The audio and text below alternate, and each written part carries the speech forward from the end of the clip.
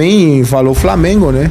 O time é grande, eu queria vir mesmo. Vim no Flamengo aí. Acertei na hora com eles. Na hora que o telefone tocou, era o Flamengo, você já deu sinal verde? Com certeza. Fala galera, saudações galera, me chamo Anderson.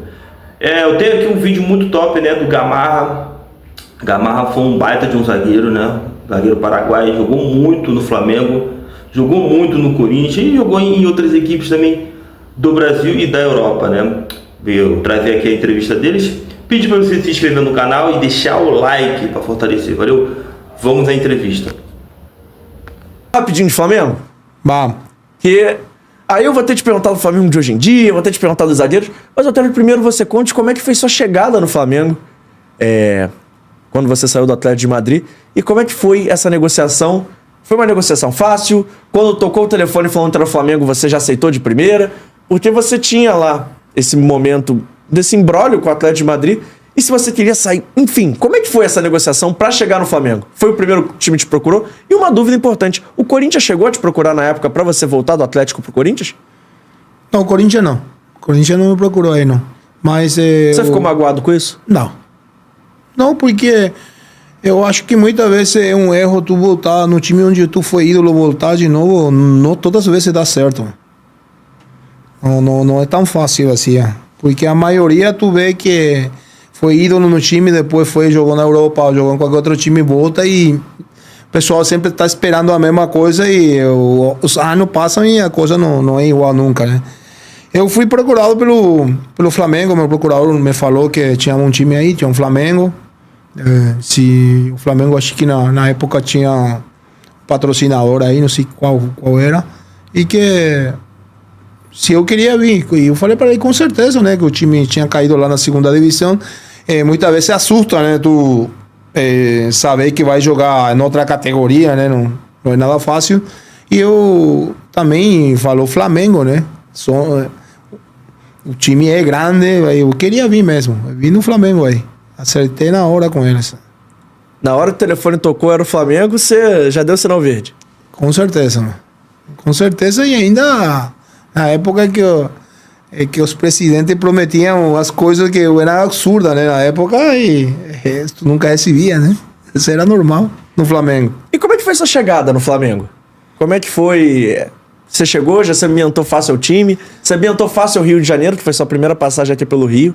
Como é que foi? Foi muito fácil, né? Realmente foi fácil, porque aí eu já conhecia os pais desse menino aí, do Felipe, a mãe deles, o Bebeto, todo esse pessoal aí. E eu já, em seguida, me sentia em casa, né? Foi muito fácil, pra mim foi muito fácil aqui no Rio de Janeiro, né? E nessa passagem pelo Rio, tem vários episódios marcantes. Você é campeão carioca pelo Flamengo em 2001.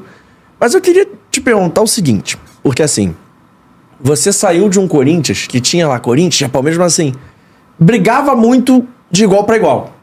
Você foi pra Espanha, já era uma realidade diferente, onde tinha o Real Madrid e o Atlético não tão bem. Você chega aqui no Flamengo, era um Flamengo que fazia frente, competia, mas não era o melhor time tecnicamente da cidade, dá pra gente falar assim. Tinha um Vasco que era muito forte, o Flamengo brigava ali, mas assim, a nível nacional, pelo menos, era um Flamengo que tinha uma certa dificuldade, até de organização mesmo. Então como é que foi pra você essas três realidades diferentes? Que a gente já sabe, né, que a organização da Europa é totalmente diferente. A gente não está nem perto disso aí, né? Principalmente nessa época, nesses anos aí, a diferença era abismal, né? Mas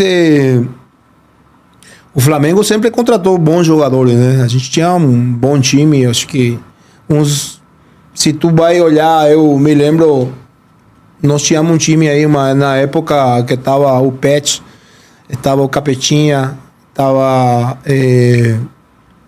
Alex, Denilson, mas muito craque junto, sempre dá briga, né?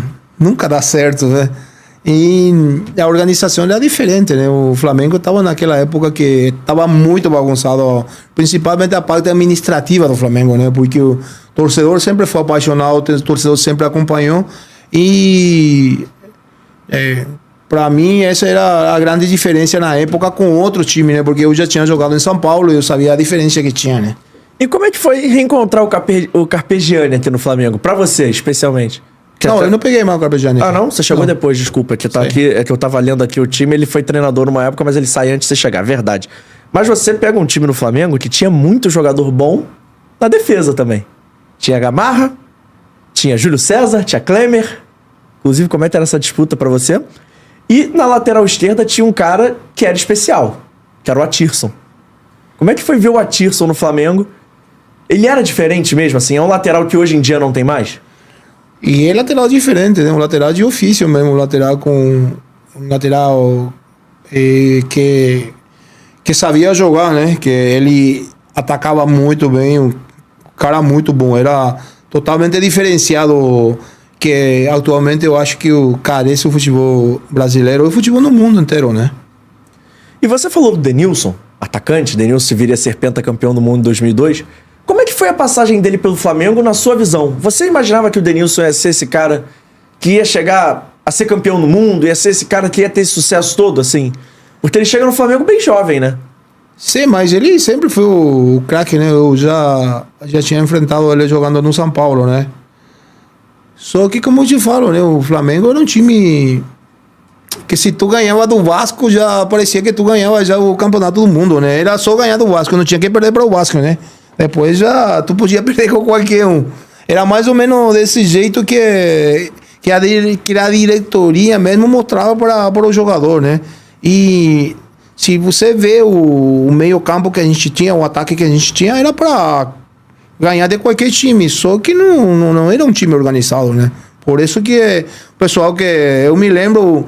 Coitado do Leandro Ávila, né? Quase morria no jogo, né? Que ele só tinha que correr por todo mundo ali no meio. Não era fácil para ele. Ele sofria? Sofria muito. E a gente sofria atrás dele, né? Porque ele ficava rebaçado e depois sobrava pra gente ali atrás. Olha só, tem um cara que jogou com você no Flamengo e esse cara também é engraçado. Eu fui ver uma resenha dele outro dia, assim, eu chorei de rir. E eu queria que você falasse um pouquinho mais gente, que foi o Iranildo, que o pessoal chamava de Chuchu. Iranildo. Você era craque também. É um bom jogador, né? Era craque? Era craque, isso sim. E era especial fora de campo também? Era um cara engraçado? Era um cara muito engraçado também, né?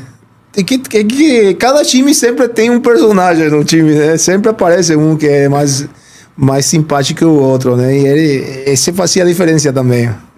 É importante ter esses caras dentro do elenco? Ter esse jogador? Tem que ter.